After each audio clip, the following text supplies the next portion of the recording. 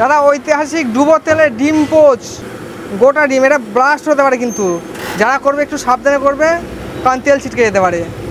আমি একটু সরে যাই।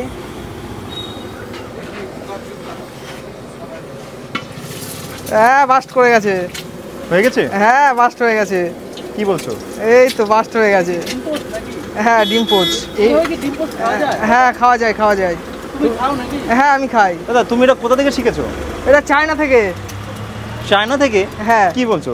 চায়না থেকে। আচ্ছা, হয়ে গেল একদম। এই তো। হ্যাঁ, দাদা গোটা ডিমটা কেন দিলে?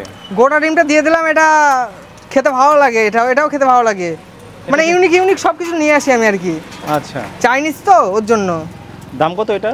এটার দামও 15 টাকা। 15 টাকা? হ্যাঁ, 15 টাকা। আচ্ছা, এটা করতে গেলে মনে হচ্ছে পুরো 1 টিন তেল লাগবে। হ্যাঁ, 1 টিন তেল লাগবে। 1 টিন তেল আর একটু তেলটা বেশি হলে আরো ভালো হতো। আচ্ছা, কারণ ডুবে যেত একদম ডিমটা। আচ্ছা, হয়ে গেলে তুলে ফেলো। দেখেছো কেমন বাস্ট করছে? দেখেছো? দেখো দেখো কেমন বাস্ট করছে, দেখো তেল ছিটকাচ্ছে, দেখো।